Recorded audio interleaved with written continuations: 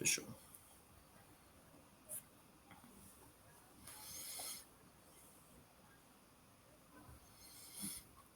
Então, boa noite, pessoal.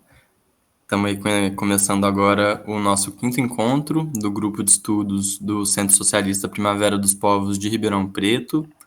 Então, só recapitulando então um pouco do que rolou até agora. O livro que a gente está estudando é o livro Crise e Golpe, do Alisson Mascaro. E a gente teve um primeiro encontro aí com o Alisson Mascaro, tendo uma conversa com a gente sobre o conteúdo do livro, mas também sobre essa análise mais crítica de como que está o cenário do capitalismo, da crise do capitalismo e como que isso reflete nacionalmente no Brasil. E aí, a partir do segundo encontro, a gente já teve essas sessões, igual a de hoje, de leitura simultânea do conteúdo do livro. A gente pegou aí a introdução no segundo encontro, e no terceiro e no quarto a gente leu o capítulo 1, e agora nesse encontro, no quinto encontro, a gente está bem no final do capítulo 1, do Crise e Golpe. Provavelmente vamos entrar no capítulo 2 já nesse encontro. Então, dando aí boas-vindas, boa noite para todo mundo que está com a gente, e lembrando que todo mundo vamos ficar bem à vontade para fazer pergunta, parar durante a leitura. Quem quiser ler também, vamos ir revezando, pode se voluntariar para ir lendo alguma parte, algum trecho, e a gente vai conversando. Eu acho que o legal desses encontros do grupo de estudo é mais para ir também tendo a contribuição de cada pessoa aí para nossa leitura. Então, vamos colocar aqui, acho que a Carol vai colocar, ou o Diego vai colocar na tela onde a gente parou.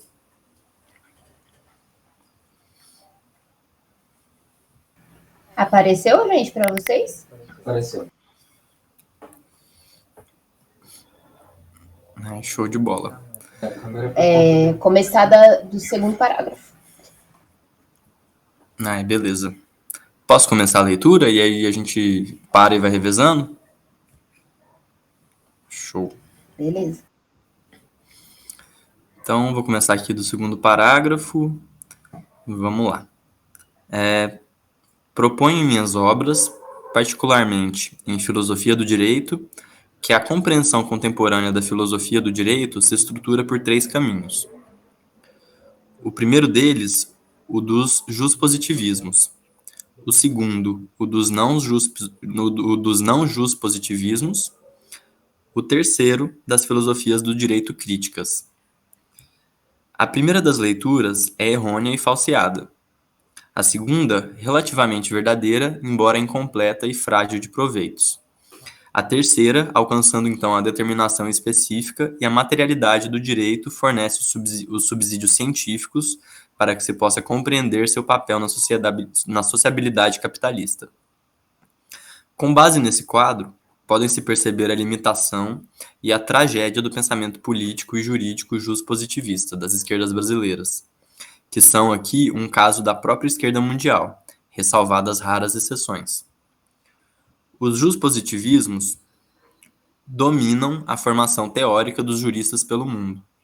Minha proposição é a de que a idade contemporânea conhece, em seu decorrer histórico, 3 modalidades de pensamento juspositivista. O eclético, que toma o direito positivo como herdeiro ou canalizador de valores que lhe são prévios, sobretudo no século XIX. O estrito, que se reduz à consideração do direito como normatividade estatal posta, posição que floresce no século XX. O ético, que considera o direito, por sua forma, portador de valores de democracia e dignidade humana, leitura dita inovadora que adentra o século XXI. A atual configuração do pensamento jurídico brasileiro é majoritariamente distribuída entre esses 3 eixos internos dos juspositivismos, de tal sorte que juízes, promotores e advogados se veem ou como técnicos guardiões da moral, juspositivismo eclético, ou como técnicos neutros, a serviço de uma ciência necessária, juspositivismo estrito, ou como agentes políticos cuja prática é investida de qualidades sociais efetivamente superiores, juspositivismo ético. Aquilo que o juspositivista Habermas chama de virtudes jurídicas intrínsecas ao espaço público, o vulgo jurídico no Brasil, odierno, chama de o bem, contrário ao mal. No todo, trata-se de uma leitura ideológica e errônea. O direito é forma específica de articulação de sociabilidade decorrente da exploração do trabalho de modo assalariado e da circulação mercantil, estrutura de dominação social. Considerar tal fenômeno social como técnica, neutralidade, ciência, ética ou valor é apenas afirmação ideológica em favor da exploração e da dominação. Leituras jus-filosóficas não jus-positivistas se identificam não por uma perspectiva comum acerca do direito e da política, mas por variadas proposições de que o direito não se encerra em quadrantes institucionais estatais, nem pode ser pensado como técnica científica nos moldes de normas postas. Afastando as ideologias liberais e éticas do campo jurídico, desnuda-se, então, a manifestação de poder como núcleo do direito. O fenômeno jurídico passa a ser pensado de modo existencial a partir de sua natureza decisória, hermenêutica, casuística, de força e poder. Desde Nietzsche até Heidegger, de Schmitt até Gadamer a Willey, são múltiplas as leituras que apontam para uma fenomenologia do direito para além da normatividade.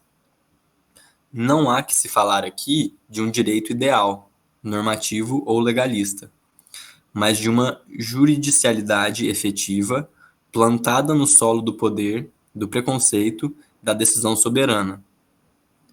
Somam-se ainda a tal campo, embora partilhando de vertente filosófica própria, pensamentos como o de Foucault. O direito se perfaz por uma rede microfísica de poder e de decisões, inescrutáveis a uma pretensa legalidade estatal controladora e imparcial, gestando por meio de suas práticas, hierarquias relacionais e sociais. Tais visões não positivistas, por mais distintas entre si e ainda que insuficientes, já possibilitam compreender o direito de modo mais apropriado, a partir do poder, da dominação, da luta. Raramente a política de esquerda, fincada nas instituições e no respeito à tecnicidade da democracia e do republicanismo, liberal, portanto, ainda que se repute progressista, consegue alcançar tais parâmetros de realidade e trabalhar a partir deles. Partidos e grupos de direita, do Partido Republicano nos Estados Unidos aos fascistas brasileiros que hoje emulam Bolsonaro, pensam de modo não positivistas. A efetividade do poder passa por sobre qualquer pretensa legalidade. A direita ainda denuncia algumas insuficiências da democracia liberal e eleitoral. Quando a esquerda é positivista e a direita não positivista, ocorre que aquela porta um discurso falseado sobre a política, enquanto esta repõe seus termos no chão de uma verdade, ainda que parcial ou horrenda. Algo da inclinação atual de eleitores de muitos países pela direita advém dessa aproximação à crua verdade do poder, castigando a democracia idealizada e falsa de uma esquerda que acaba por ser, no fim, mistificadora. Somente o conjunto de leituras filosóficas críticas, assentadas nas descobertas científicas de Marx, dá conta de entender o direito como fenômeno social específico, cuja forma social, derivada da forma mercadoria, é necessária para a própria estruturação das relações de compra e venda da força de trabalho, garantindo, por meio do vínculo contratual, a exploração e a apropriação privada. Stuttgart, já no albor da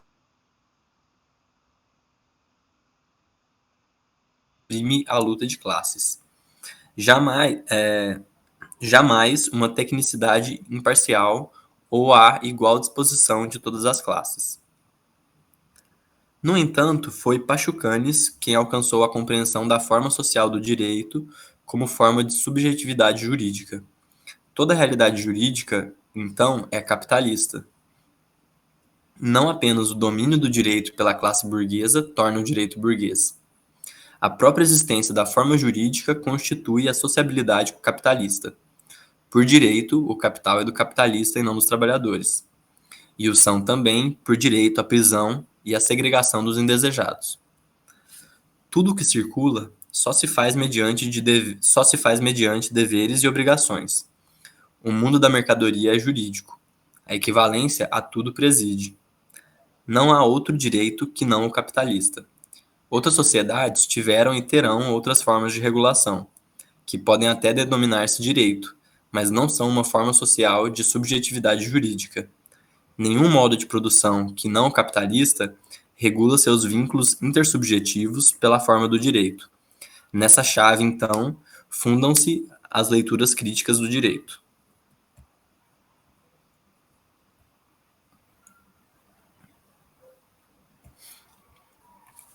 O combate à leitura científica, plena e radical do direito, que somente o marxismo logrou alcançar, começa já no mundo soviético, quando Stalin, Vyshensky se opõe às ideias jurídicas de Pachucanes, resgatando ao cabo um normativismo juspositivista que foi a tônica soviética pela maior parte de sua existência. Ao mesmo tempo, por todo o mundo, a estratégia do capital para sua reprodução é apenas aceitar as lutas políticas de oposição quando estas se encontram aclimatadas no solo da aceitação das instituições estatais e jurídicas postas. De tal modo, as esquerdas do mundo, à exceção de movimentos revolucionários, operam sob as formas da sociabilidade burguesa, forma de subjetividade jurídica e forma política estatal. Em assim o fazendo, toda a reprodução política da dominação de classe está garantida.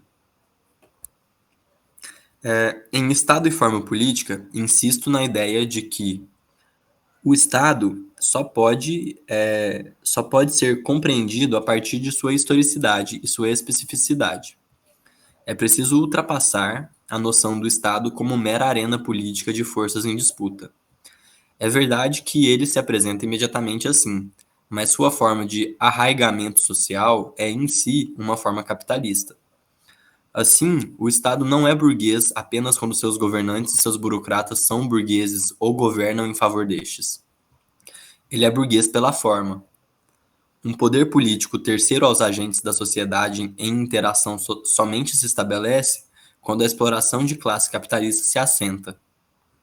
O capital não é mais garantido pelo capitalista, e sim pelo aparato terceiro, estatal, que, manu militare, sustenta uma ordem de dominação em favor da valorização do valor e da reprodução dos termos da acumulação.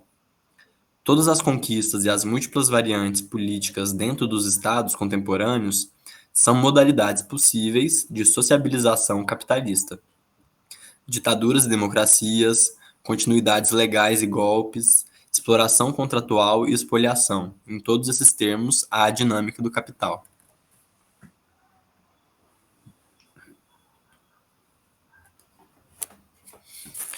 O capitalismo é o problema nodal do campo político. O Estado e o direito, como formas sociais, são elementos centrais da dominação, especificamente burguesa.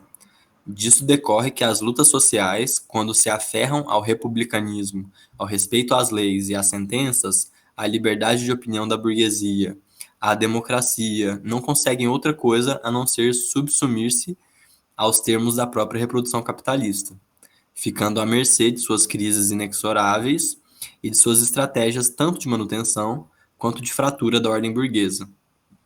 Lutar no campo das instituições, sob argumento de ainda não haver outro, não deve ser, então, louvar o espaço onde se pisa, mas buscar agir para rompê-lo radicalmente. Para tanto, é preciso uma ciência da transformação social, que só pode ser fundada se superar a ideologia jurídica.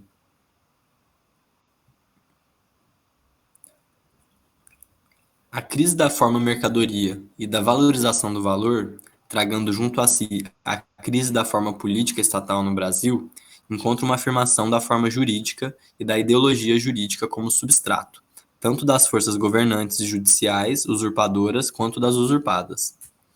Da Lava Jato ao PT, há preitos de respeito ao direito. Nisso está o cerne do golpe sobredeterminado juridicamente no Brasil atual. A forma social, então, não tem contratendência à sua crise. As modulações da forma jurídica para o câmbio político e a resolução da exploração econômica farão o direito da ideologia da legalidade ser o direito da prática do golpe.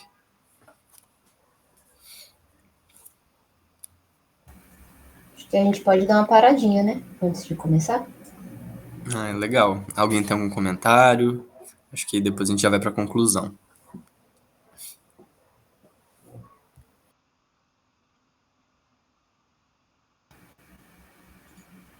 Bom, vou falar. E aí falo. Acho que eu não devo aparecer para vocês, né, gente? Vai ficar só minha voz, porque tô com a tela aberta aqui. Eu acho que essa parte, ele dá mais uma noção do que é o direito, assim, né? De como que a esquerda, ela se vê sempre dentro desse direito, né? Ela não consegue se colocar para fora da forma jurídica, assim, né? E aí ele coloca dessa questão de que tanto a Lava Jato, o golpe que a gente teve, enfim, quanto a questão dos governos que a gente tinha antes do PT, tudo isso sempre foi dentro da legalidade, né? Tipo, nos termos legais. E que mesmo essa forma estando em colapso, né, elas estando em crise, assim, né? E quando ele fala de subjetividade jurídica, também vou falar a minha percepção do que eu já li sobre isso, mas eu não sei como que isso chega para vocês, assim, né? É de que a gente é sempre visto, a priori, assim, como um sujeito de direito no mundo, né? Nessa sociedade que a gente vive, assim. A gente não consegue se ver muito fora disso. Tanto é que quando a gente vai fazer alguma campanha política, é sempre assim, direito à moradia, direito do LGBT+, ao casamento, o direito à saúde, o direito à educação. E a forma direito, da forma como o Alisson está colocando aqui, né, que é muito voltado para a tradição do Pachucanes, é de que o direito ele é essencialmente, estruturalmente capitalista, né? Então, tipo assim, antes até pode ser chamado de direito, mas o direito, da forma como a gente tem hoje, ele nunca existiu em sociedade nenhuma. Então, ele é estrutural do capitalismo, assim como ele coloca a forma estatal, né? Ele fala, o Estado não é só um Estado burguês porque tem a burguesia no comando dele. Ele é um Estado burguês porque ele é estruturalmente ele é formado assim, né? Ele só existe dentro do capitalismo. Então, acho que assim, a minha análise é mais assim, pelo menos dessa parte aqui, acho que foi isso que eu entendi. Não sei se mais alguém quer colocar mais alguma coisa. Até só ia colocar também que nas postagens da gente nas redes sociais já surgiu até essa questão.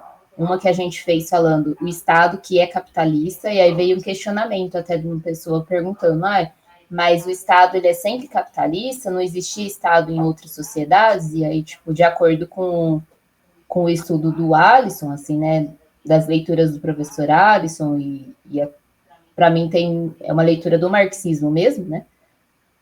Não, né? Tipo, o Estado, ele é estruturalmente capitalista, assim como o direito. E outra coisa também que a gente tenta evitar nas postagens é falar sempre no sentido do direito. E aí, para a gente ver o quanto que a nossa imaginação política, ela tá restrita mesmo, né? Você fala assim, tá bom, então a gente não luta pelo direito à moradia, a gente luta pelo quê? Por moradia, que é uma necessidade humana, né? A gente luta pelo quê? Por alimentação digna para todo mundo, que é uma necessidade humana, ela não é um direito, não é só porque ela está lá na lei que a gente luta porque a gente precisa disso para viver, né? E é muito louco pensar nisso, porque para mim, pelo menos, só depois que eu comecei a ler mais assim, a estudar mais as coisas do Alisson, ter mais contato com isso, né, que na verdade é o marxismo, que eu comecei a me dar conta disso, assim. Muito doido, né, pensar nisso.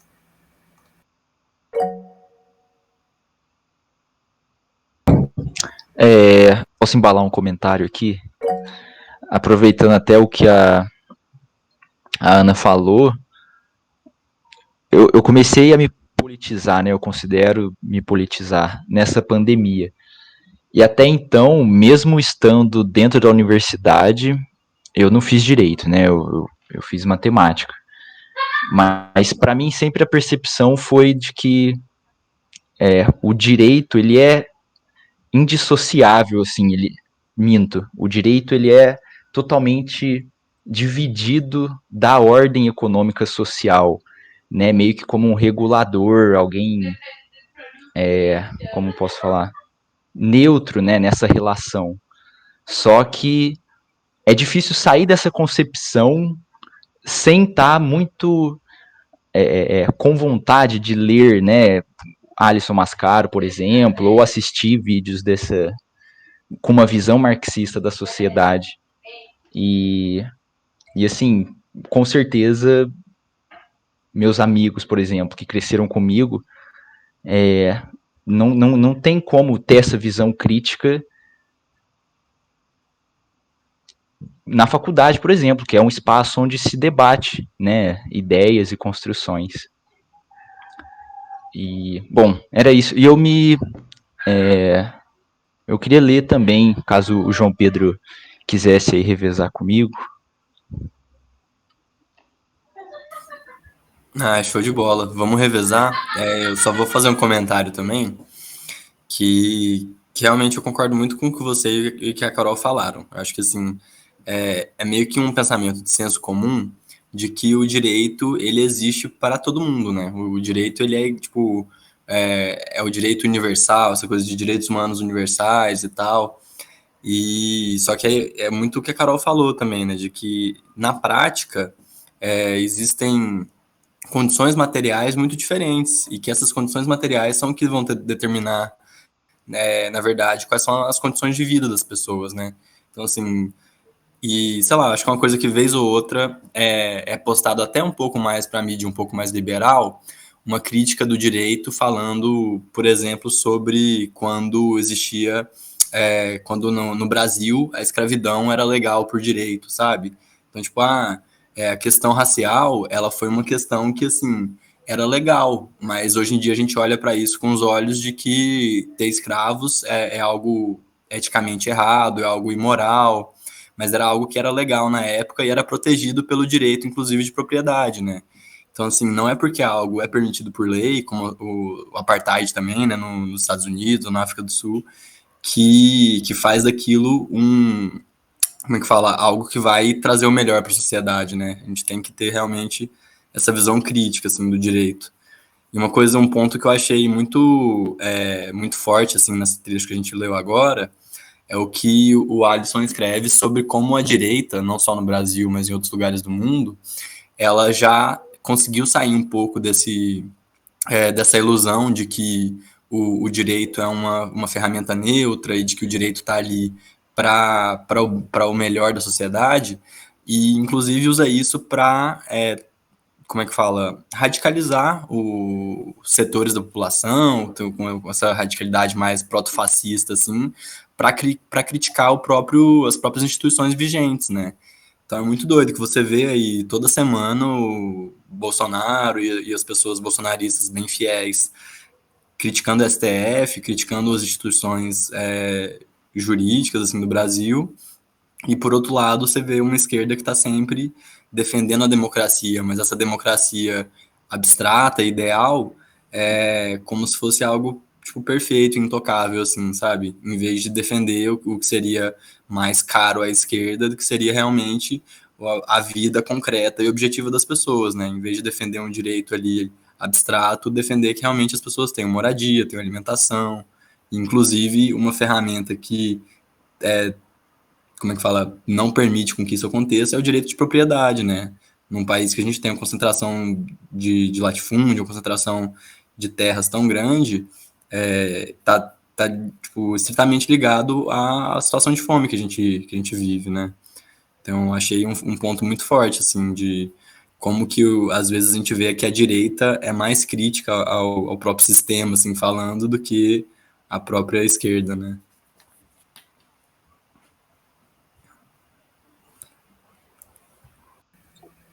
Gente, eu só vou falar porque eu não sei o que acontece, às vezes eu escrevo no chat e eu escrevo uma coisa e sai outra, enfim. Acho que eu sou.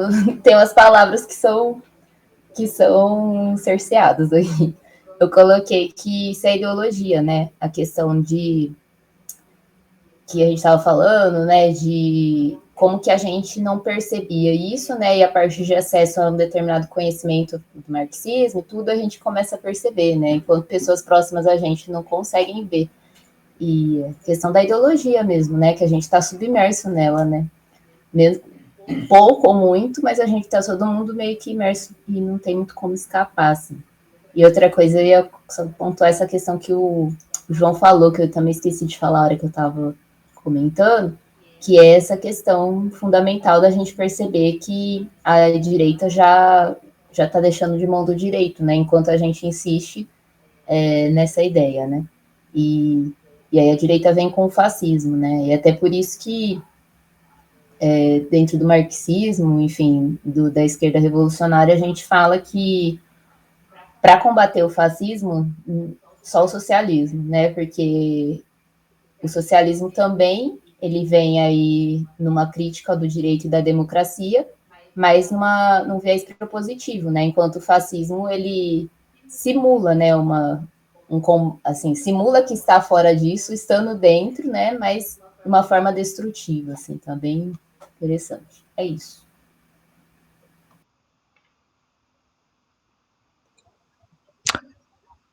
Bom, vou seguir com a leitura. Fique à vontade para me parar a qualquer momento. E se a minha voz estiver falhando, algum problema no microfone, também fique à vontade para me interromper e comentar. Conclusão: estratégias em balanço.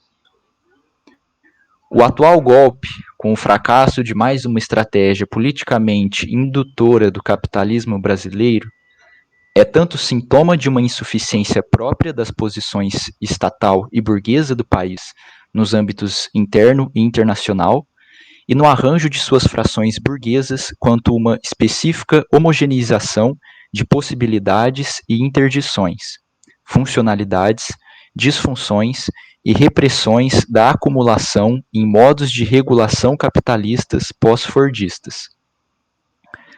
No que tange à falência de mais um projeto de afirmação nacional, revela-se a posição chave das massas como garantidoras dos processos de transformação social.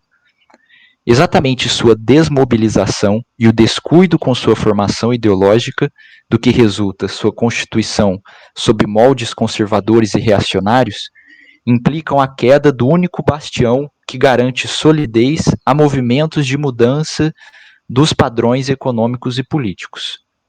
Contra o capital, contra as armas e contra os aparelhos ideológicos, somente as massas, por sua imensidão e pela condição de classe trabalhadora, produtora da vida social, podem servir de contraponto transformador.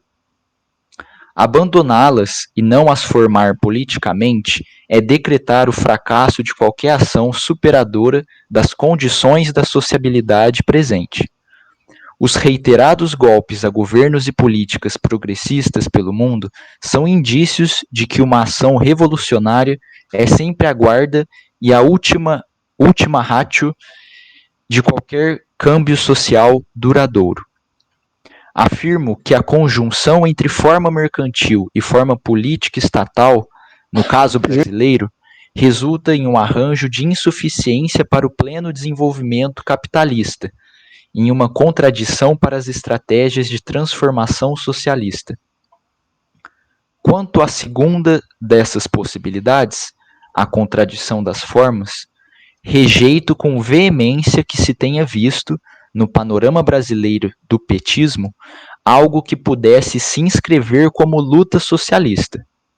Em relação à primeira dessas possibilidades de arranjo, a insuficiência das formas, não seria de todo impossível que um modelo progressista capitalista, liderado pelo Estado, viesse a se assentar no país. Nesse caso, a mudança seria de posição relativa do Brasil no quadro do capitalismo internacional, portanto, suas contradições a outro patamar. Fases da economia nacional pelos séculos 20 e 21 demonstraram a fresta de tal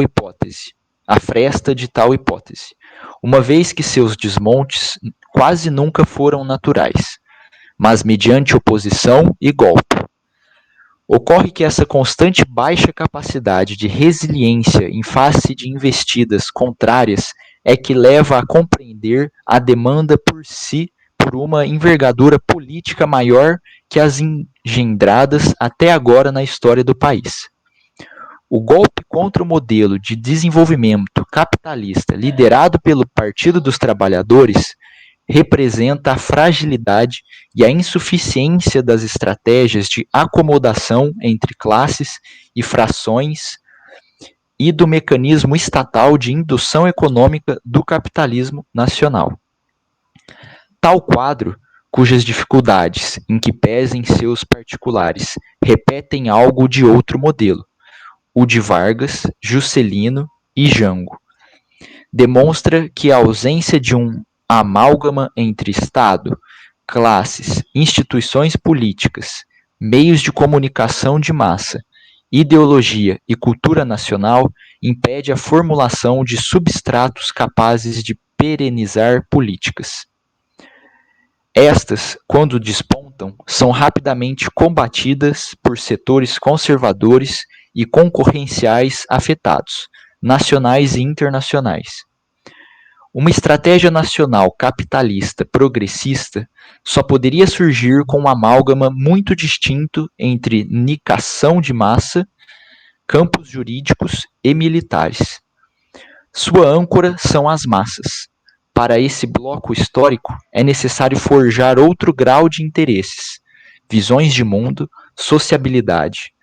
Até hoje, no Brasil, os modelos tentados não alcançaram tal dimensão. Demonstraram-se insuficientes. O capitalismo porta crises, e suas disfuncionalidades ganham configuração específica com o regime de acumulação e o modo de regulação pós-fordista, de cariz neoliberal. Revelam-se aqui, ainda, mais precisamente, as dificuldades dos projetos capitalistas nacionais em se sustentar de modo progressista.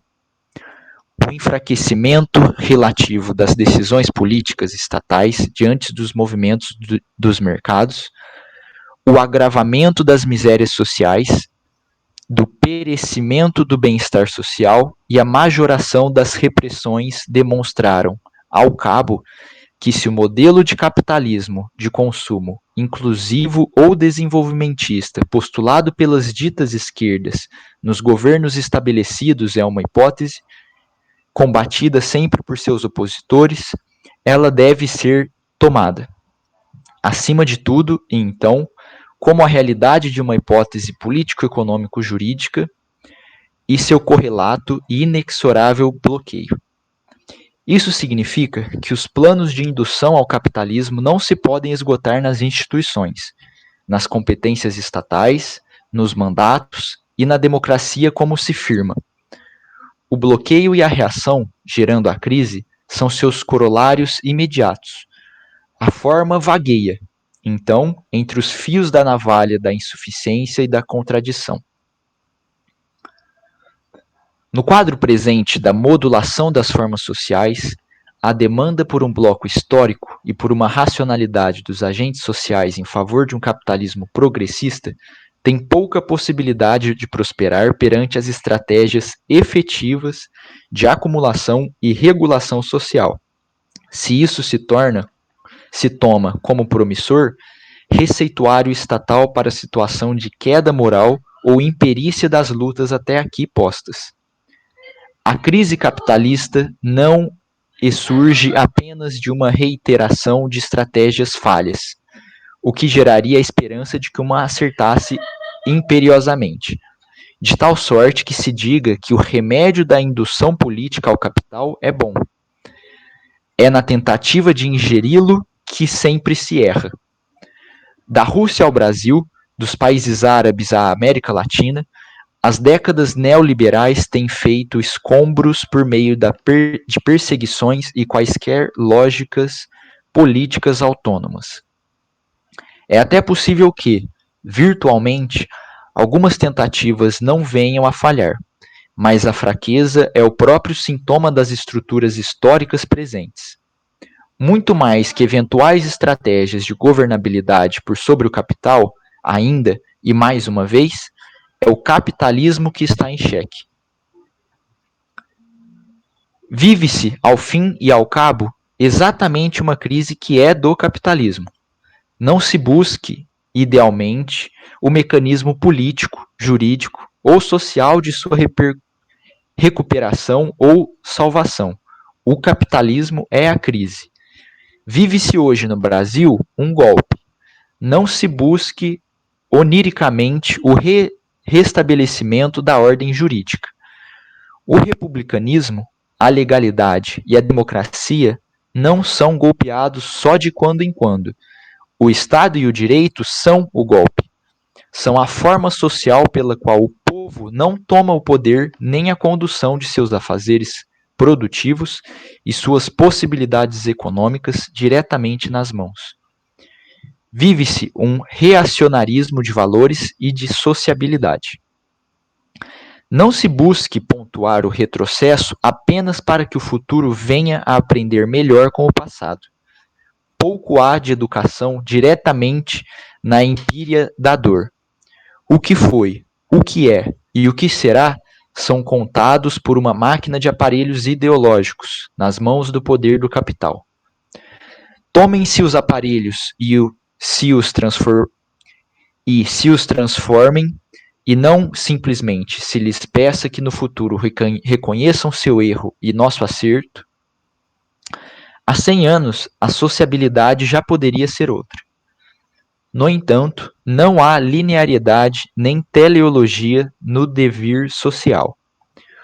O futuro ou contará nosso tempo como derrocada à barbárie e ao fascismo, ou louvará as lágrimas do presente como germe que impulsionou a saída do horror capitalista e a chegada a uma humanidade socialista.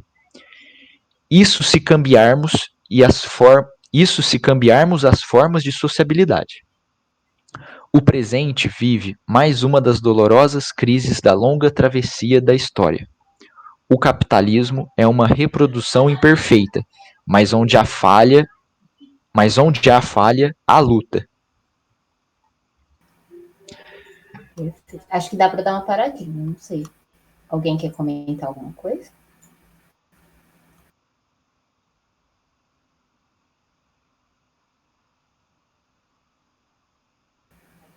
A gente segue, então?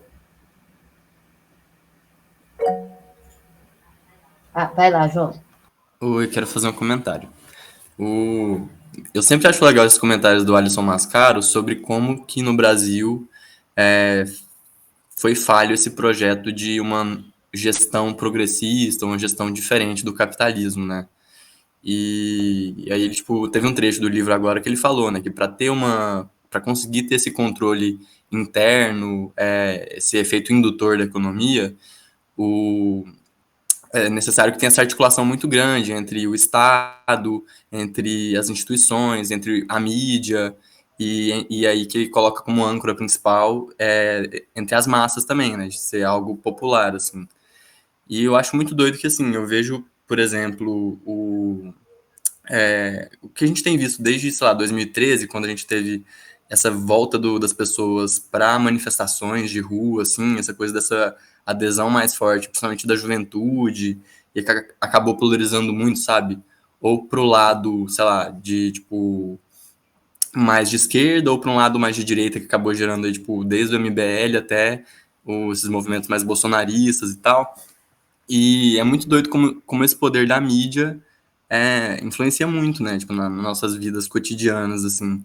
Então eu fico pensando, se o PT realmente, sei lá, fosse um partido ali que tivesse um projeto mais firme de, poder ter uma como é que fala, uma estabilidade política para passar por cima de, sei lá, Globo, grandes mídias, esses oligopólios ali, e tivessem tido uma coragem ali de fazer uma comunicação socialista, de meio de comunicação, assim, talvez fosse uma âncora social que eles tivessem feito com as massas ali, sabe? Uma aliança para tentar, inclusive, resistir ao golpe, assim. Eu vejo muito isso, que um dos sentidos que o PT mais falhou foi nisso de, como que fala? De não ter um canal de comunicação tão grande, assim, com as massas, porque eles tinham um líder muito carismático, que era o Lula. Enfim, eu acho que isso só demonstra também que o partido não tinha uma estratégia política socialista, né?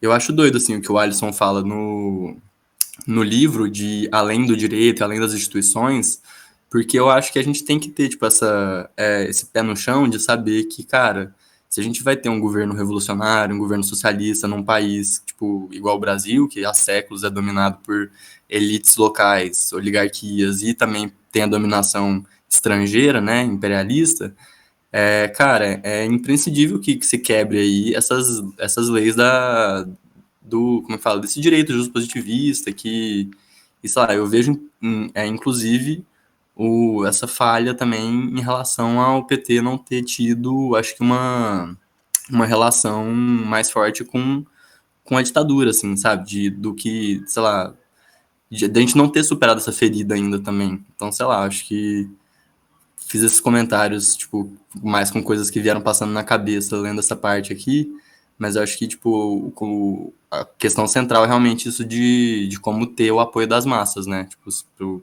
para ter um governo no Brasil, pelo menos, que consiga persistir a, tipo, ataques internos, ataques externos, e que eu acho que isso é uma coisa muito legal que o Alisson põe, inclusive, na carta dele, né? Da Boitempo, que ele fala sobre os centros socialistas, de se apropriar dessa luta ideológica, né? E aí eu acho que como fala, a grande dúvida que sempre fica na minha cabeça e que deve estar na de vocês também, né, de todo mundo que acompanha o livro, e aí, como fazer isso, né? Como a gente consegue combater essa grande mídia que está todo dia aí falando para a pessoa que ela é fracassada porque ela não se esforça o suficiente, esse pensamento meio coach, ou que tem todas as estratégias para esse falseamento ideológico, realmente, né? Que combate a união dos trabalhadores, combate a luta, né?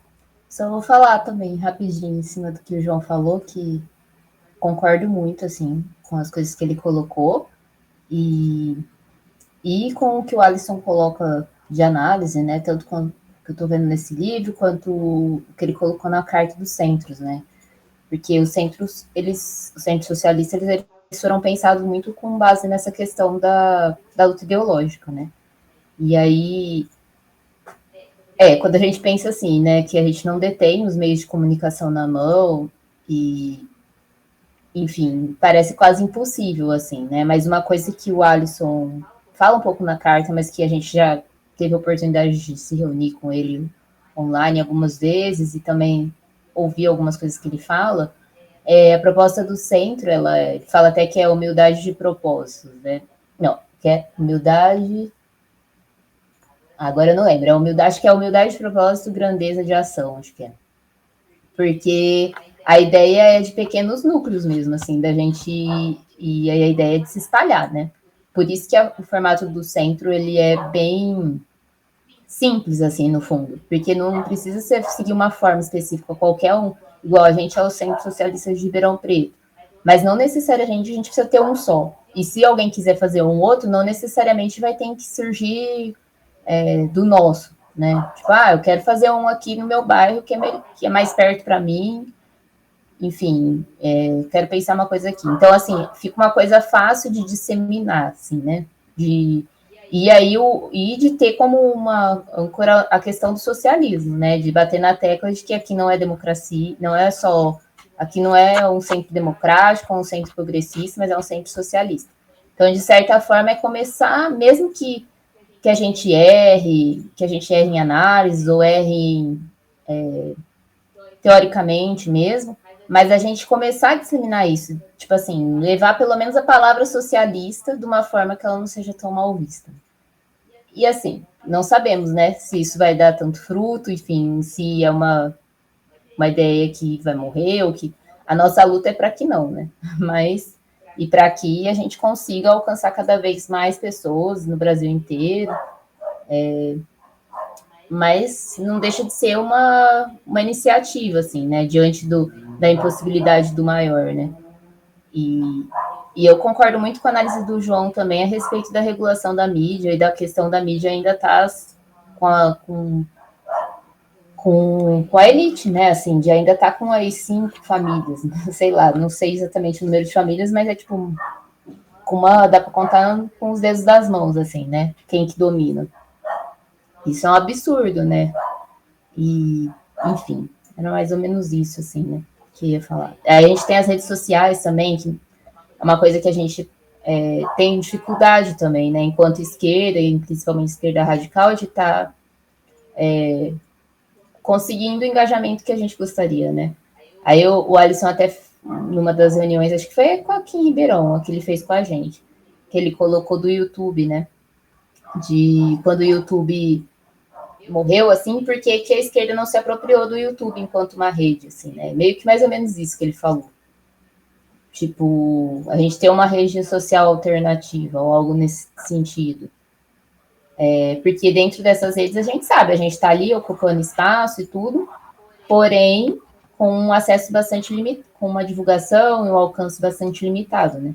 Porque enquanto a extrema-direita tem aí milhões de seguidores, a gente tem um canal que é mais de esquerda revolucionária, assim, digamos, que é o canal da Rita, né? Que é o Tempero Drag, que está aí com o primeiro milhão, né? E o resto está ali, 200 mil, 300 mil.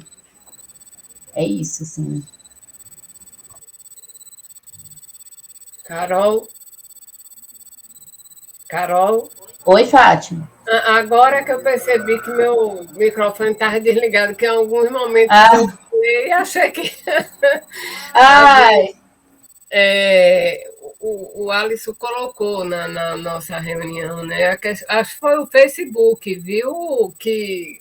Facebook não, como é aquele anterior que ele tinha até? Era o Orkut, não era? O Orkut, né?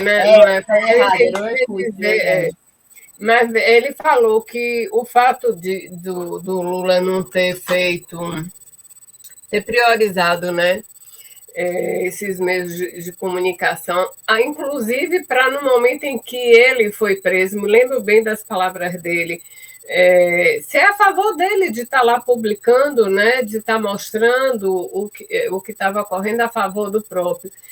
E eu me lembrei muito disso ontem, porque esses dias estou ocupada, aí o Bolsonaro deu, eu não sei se é mais ou menos assim que eu vi rapidamente, 75%, né, de verba aí para a Globo.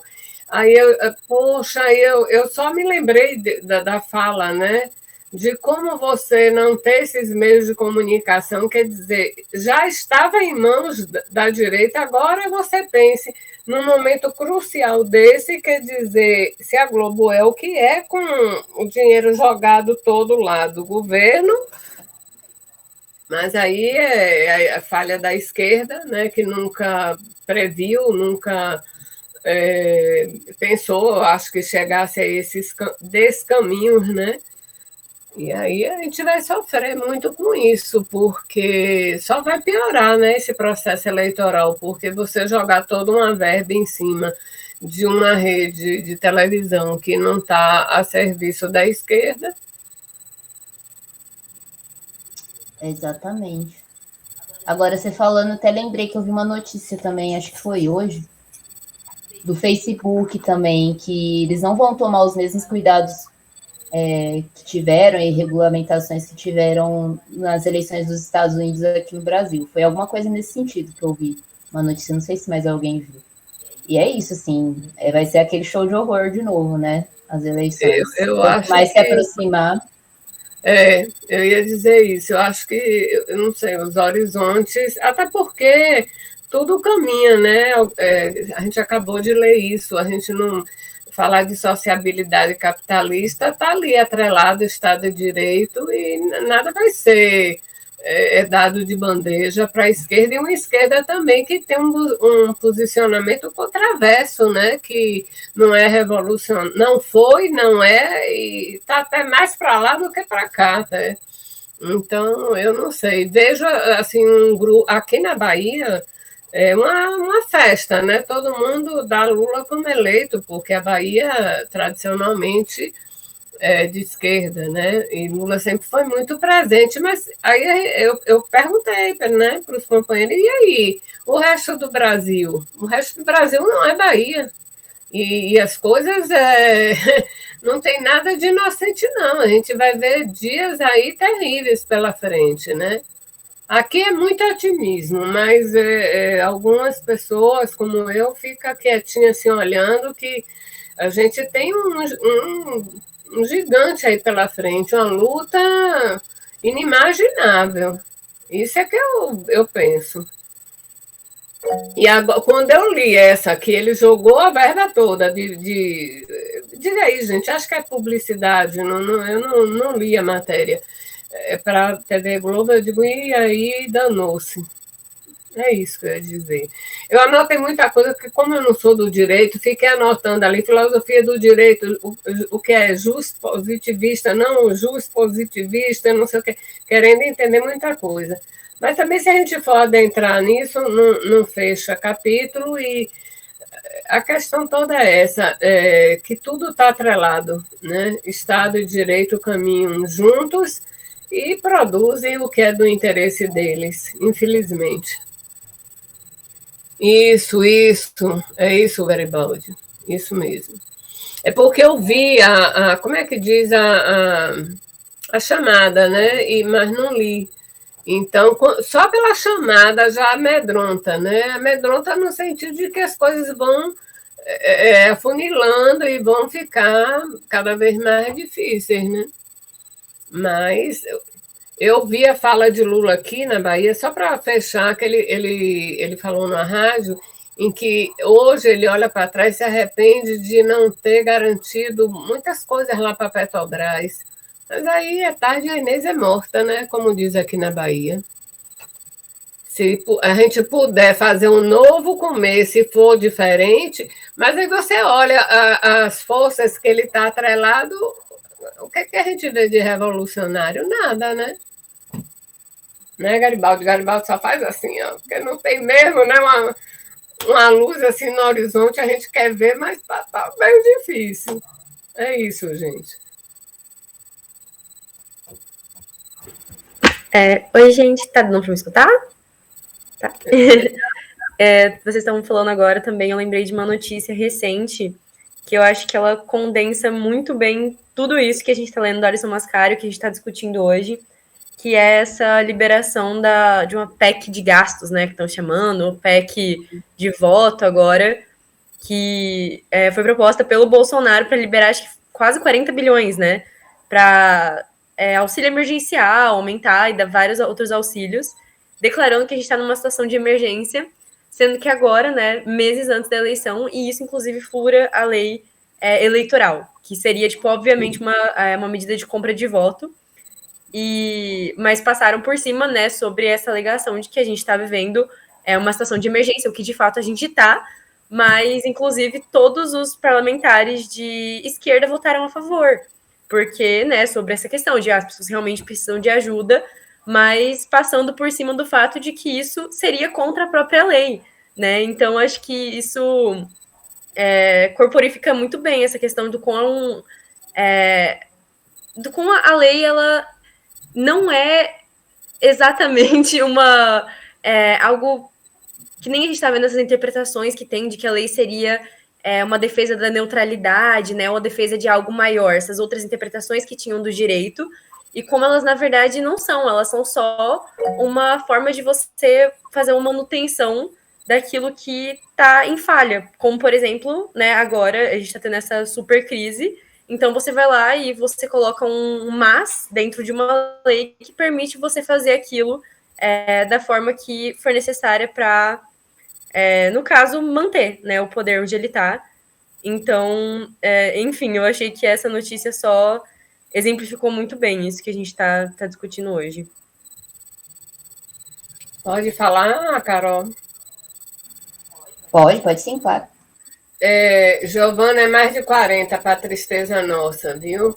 E as análises econômicas, eu não entendo nada de economia, mas ouvi muitas, em que depois o caos total virá, porque aparentemente é, digamos assim, um alívio para quem não tem, né?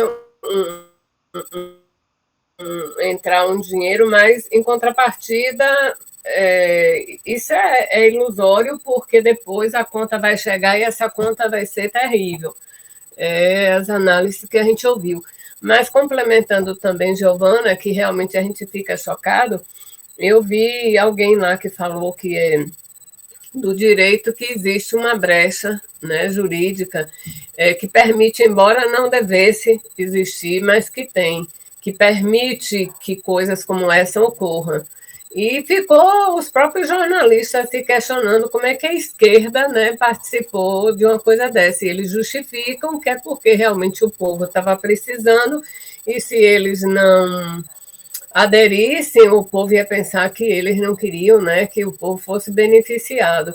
É uma mão, aí os próprios disseram, como é? Uma mão de... né, fica aí o caos, porque, na realidade, mais uma vez, um equívoco, me parece, da esquerda em fazer essa associação. É só complementando, Giovana.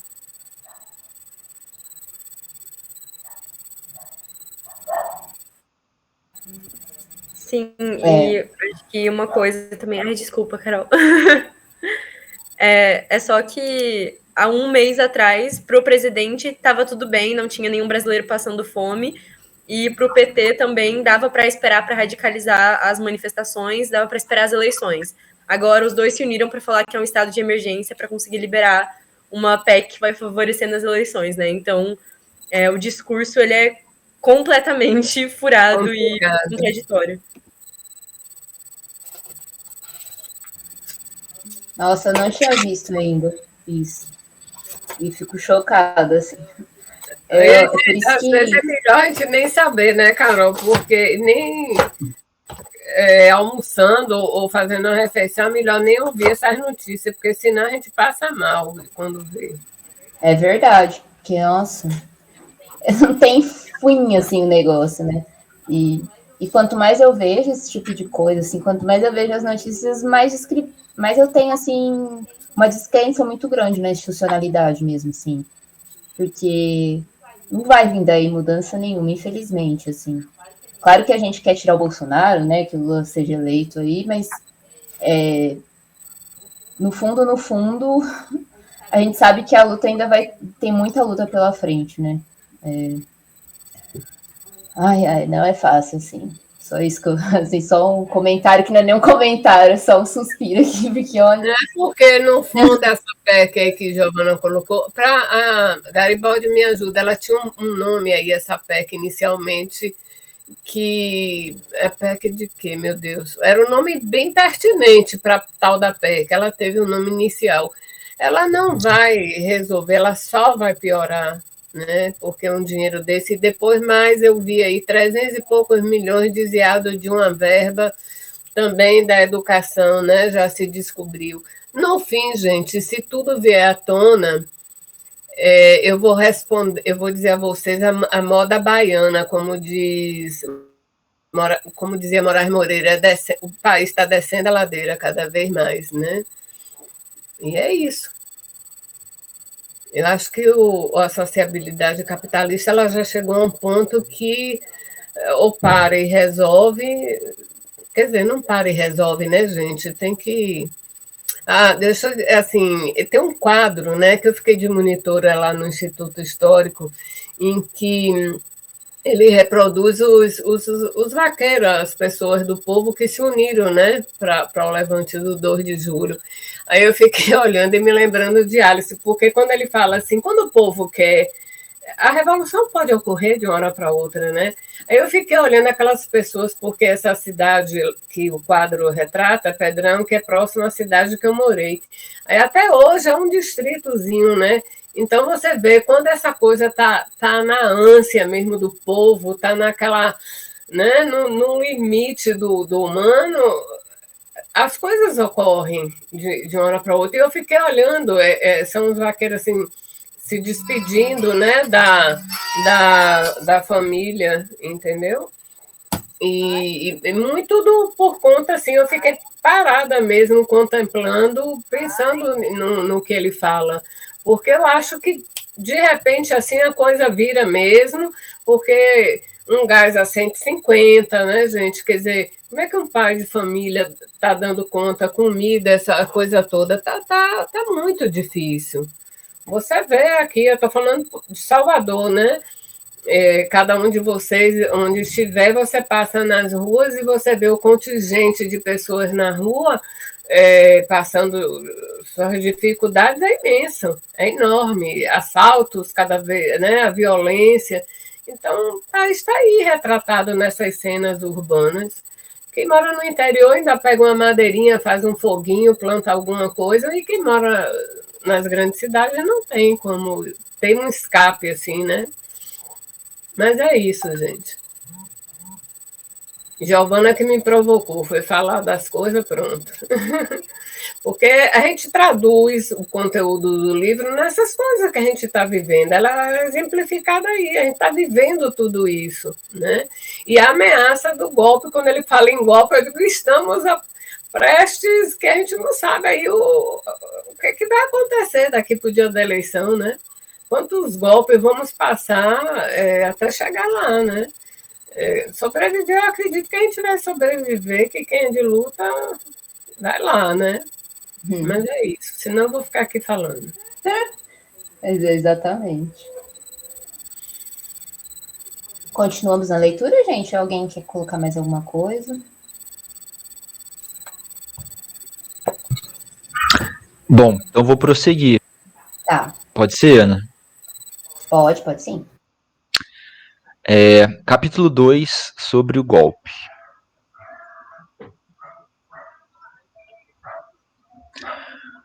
Golpe. Bases teóricas. Compreendem-se golpes como mudanças bruscas no controle, na estruturação, no funcionamento ou na dinâmica do campo político e social ou no arranjo relativo de poderes entre classes, frações, grupos, corporações, instituições ou indivíduos, advindas de causas comissivas. Via de regra, são gestados e desferidos no Estado ou a partir dele, de tal sorte que sua expressão mais típica é golpe de Estado. É verdade que o golpe de Estado concentra o núcleo da tipologia ao manejar e alterar alguns dos seus dispositivos fulcrais da sociabilidade capitalista, pois a forma social estatal aglutina, como elemento terceiro aos agentes da produção, a institucionalização e a violência dita legítima da política. No entanto, é errôneo considerar o golpe de Estado a única manifestação desse modelo de disrupção ou câmbio social, ou ainda considerar que os golpes de Estados não são, também, consolidações de fenômenos mais amplos que seus próprios eventos políticos distintivos. Golpes sociais não são necessariamente golpes de Estado, porque a relação entre classes, suas frações, seus grupos e indivíduos se baseia em concorrências, acoplamentos, coesões, conflitos, antagonismos, instituições e estruturas que podem ser golpeadas socialmente. Fomentos de crise, especulações, expoliações, lockouts sistemáticos, violências variadas. Mas ainda que comportem ou se iniciem de tais fenômenos paraestatais, golpes passam por repercussões na dinâmica estatal. Nesses casos, nos quais são forjados ao largo do Estado, implicam relações e redundam em mudanças no campo da política institucionalizada. Por isso, o golpe de Estado é a figura típica dos golpes. Tomando-se por outro ângulo, no mais das vezes, golpes não se esgotam em golpes de Estado. Mesmo ângulo, mesmo quando desencadeados no seio das próprias rupturas de mandatos, instituições e controle do aparato estatal. Eles repercutem na sociedade. O Estado é forma política da sociabilidade do capital. As mudanças naquele representam movimentações destes ou para este. Em um quadro de crise característica do capitalismo, modo de produção que se organiza a partir da exploração e da dominação, conflitos, antagonismos, lutas e insuficiências de reprodução social geram constantes ensejos e fluxos de mudança que não encontram guarida em formas, instituições e representações já estabelecidas.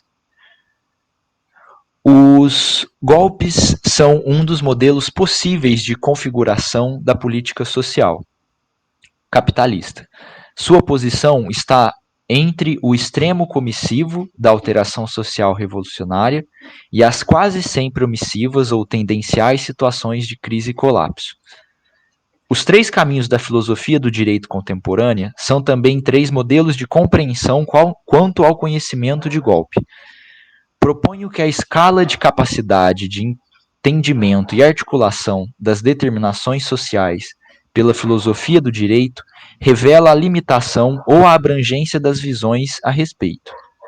Na primeira das leituras, juspositivista, o golpe é considerado fundamentalmente uma quebra do ordenamento jurídico, a pertença ao arcabouço normativo ou a ruptura com ele. É o critério pelo qual se aferiria a existência de uma situação golpista. Na segunda das leituras, a não juspositivista, o direito é pensado a partir de relações efetivas de poder, para além da normatividade jurídica. O golpe é, nesse caso, uma mudança na forja estrutural do poder ou no balanço relativo entre as forças no poder. Na terceira e mais elevada das leituras, crítica, marxista, o golpe é pensado no todo estruturado das relações sociais capitalistas. O direito é tomado a partir da especificidade da forma da subjetividade jurídica, derivada da forma mercadoria, e o Estado a partir também de sua condição de forma política específica do capital.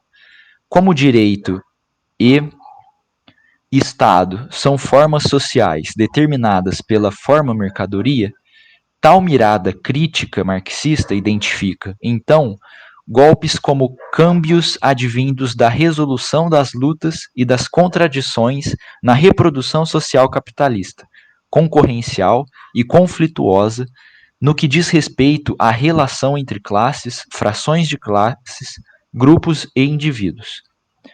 Tomando-se os modelos de produção como métrica, golpes podem ser pensados, nesse caso, como mudanças políticas e sociais de grau menor que uma alteração social revolucionária, cuja mudança profunda substitui as formas e as estruturas do capitalismo, sendo, no entanto, maiores que meros câmbios possíveis ou frequentes dentro das próprias instituições já dadas ou das dinâmicas recorrentes da sociabilidade. Pelo juspositivismo, golpe é ruptura normativa ou institucional. O juízo a seu respeito é legalista, ou mesmo, em algumas de suas franjas, moralista. Pelo não juspositivismo, é alteração brusca do poder. O juízo a seu respeito é político, decisionista, estratégico. Pelo marxismo, é a alteração de padrões sociais que, em última instância, repercutem ou são determinados pelas dinâmicas do capital. Seu juízo, em que pese poder e dever conter análises legalistas ou políticas, é da materialidade das relações sociais, de suas forças em disputa, orientadas para a acumulação e a exploração numa totalidade estruturada. A reprodução social capitalista entra em cena. Aqui, o núcleo do golpe deixa de ser o Estado e passa a ser o capital, ainda que representado em sua ação golpista pela classe, por suas frações e por seus agentes. Em tais chaves distintas de leitura sobre o direito e a política, variam a identificação e a abrangência do conceito de golpe. Não juspositivismos e marxismos se aproximam quando da análise do golpe para além de critérios jurídicos, de tal de tal sorte que ambos se reúnem numa mesma distinção, relacional material, em face de avaliações juspositivistas normativas. Nítidos golpes que se travestem de legalidade com algumas pífias solenidades, como aquelas do teatro institucional dos primeiros dias de abril de 1964 no Brasil, resistem por algum tempo a ser considerados golpes por alguns parâmetros juspositivistas. Já outras rupturas da legalidade flagrante, decorrentes de meros câmbios imediatos das figuras ou das normas que dominam a testa política do Estado, são considerados, pelas leituras juspositivistas, gravíssimos golpes, mas tomados numa chave de entendimento mais estrutural do poder e das relações econômicas e materiais da sociedade. São mais bem representadas como golpes palacianos, autogolpes, quarteladas, sedições, etc. A mesma diversidade de identificações se dá em fenômenos aproximados ao de golpe, ainda que, tomado por ângulos no mais das vezes distintos, como os de revolução, insurreição, motim, rebelião e subversão, as chaves da leitura juspositivistas costumam distinguir-se para erigir tais acepções daquelas não juspositivistas e marxistas, de métricas do poder ou das estruturas e determinantes sociais materiais. Eu acho que a gente podia dar uma paradinha aqui, porque falta 7 minutos, e aí acho que valeria mais a pena a gente conversar. Não sei o que vocês acham. Eu até, lendo essa parte, acho que seria legal mesmo a gente falar que a Fátima falou, né, da questão do juspositivismo e tudo, que ela não veio do direito, porque às vezes pode ficar mais claro. Eu até cheguei a fazer um curso com a Alisson sobre isso, eu estou procurando a minha anotação aqui para não falar besteira, mas enquanto eu procuro aqui, se alguém quiser falar alguma coisa, gente, tá liberado aí.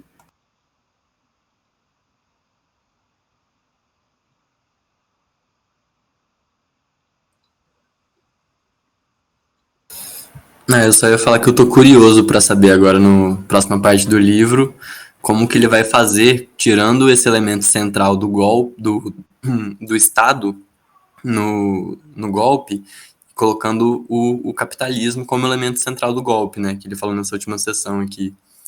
Porque eu acho muito doido que a gente vê aqui no Brasil, assim, onde a gente tem como é que fala? Frações do país que ganham muito dinheiro com exportação de commodities, por exemplo, tipo minério de ferro, petróleo, soja, carne, tudo mais. Como que eu acho que para eles o golpe ter acontecido foi um fator político e social que mexeu muito no rendimento, no faturamento das empresas deles, assim.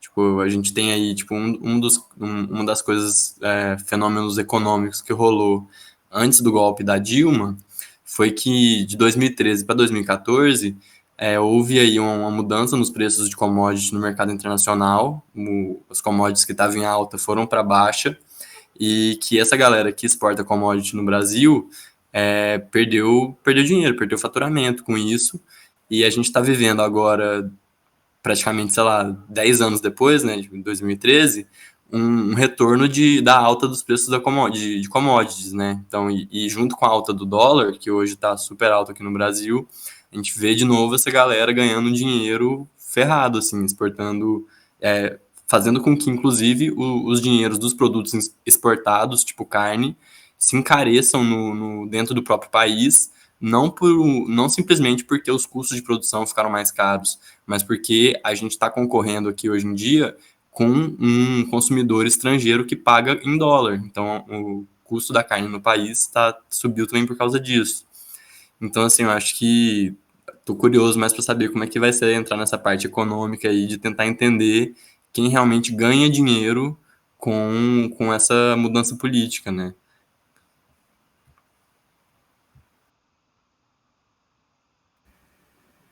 Real.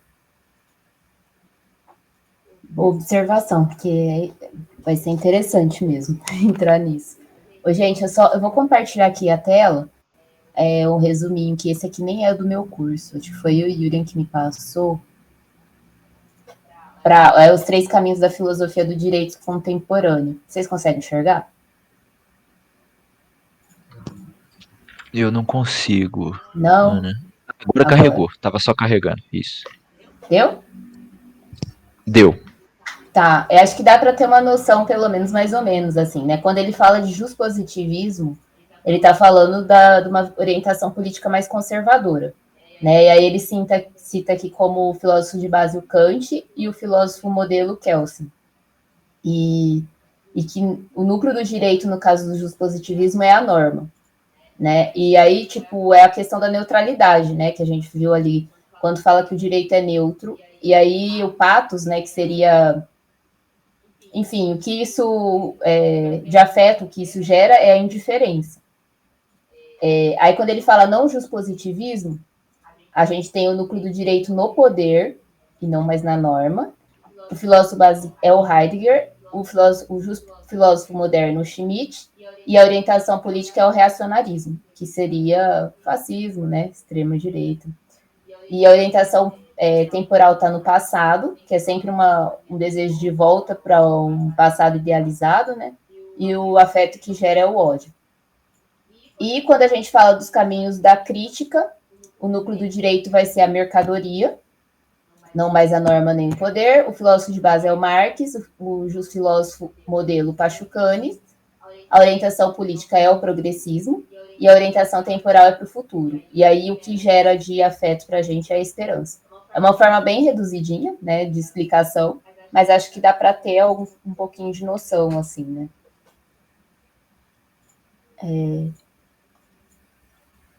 Nossa, demais. Acho que a Fátima... pelo menos... Você falou alguma coisa, Fátima? Falei, mas já liguei o microfone. Que eu gosto de estudar fazendo esquema. Eu tinha feito esse esquema, mas esse está legal, bem organizado. Aí depois até se der, você bota lá no grupo. Mas é isso. Eu acho que quando o Garibaldi leu aqui, só quando ele fala aqui, o golpe de Estado é a figura típica dos golpes. E tomamos por outro ângulo, tal, mesmo quando desencadeado no seio das próprias rupturas de mandatos, instituições e controle do aparelho estatal. Aí ele fala, e eles repercutem na sociedade. Então, mesmo quando não é de Estado, outros golpes surgem, e eu acho que a gente vai, assim, eu não sou Madame Beatriz, mas eu acho que a gente vai passar por isso, né? Está passando, porque não deixa de ser tudo isso que está acontecendo. Não é do Estado, mas, né, são coisas que repercutem na sociedade, está aí nos nossos dias, está no cotidiano, infelizmente. E eu vou pedir licença a vocês, eu sobrevivi muito bem, agradeço, mas eu preciso responder aqui um bocado de coisa. Então, eu espero no outro encontro participar mais e poder ler mais um pouquinho, viu? Beijo para todos. Obrigada, Fátima. Beijo. Viu? Inter. Até. Até.